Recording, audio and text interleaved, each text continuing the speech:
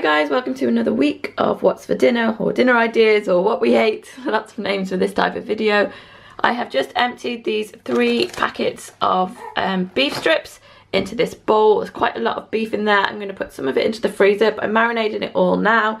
And in the marinade, I'm going to put sesame oil, carrots, spring onions, and a good few tablespoons of this gochujang paste, which is like a Korean pepper paste.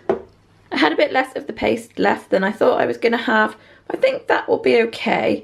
You can see I've got everything coated. I probably would have used a little bit more. There's only like a tablespoon and a half in there. And I think actually for this amount of meat I probably needed 3. But it's all coated, so I'm going to go with that. This is the beef that I prepared this morning, and I've just chopped up the broccoli stalks, and I've also got 2 now that can go in the freezer.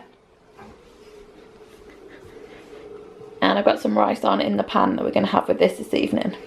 I'm frying off that broccoli and beef now, and I've also added a handful of cashews to it.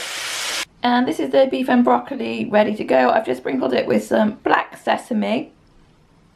And also some of this 7 spice, just because we were a bit light on the chili paste, and I thought that would punch it up a bit.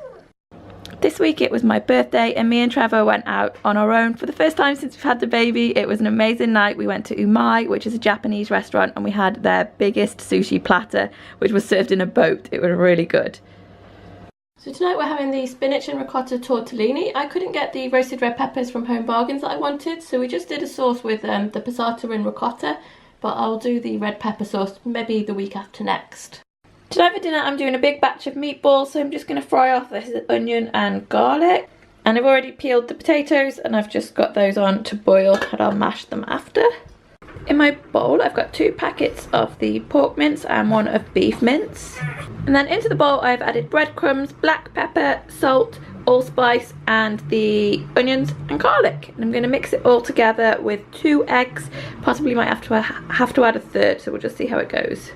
I've mixed that all together. It was quite awkward to do in this small bowl, but you can kind of see the 2 different meats. The beef is a lot pinker, and you want to make sure that they're really mixed together so you don't have one meatball that's all pork and one that's all beef. You want them well mixed. This is my first batch of meatballs ready to go in the oven. I have very lightly greased this tray because a lot of fat's going to come out of the meatballs, but I just didn't want them to stick.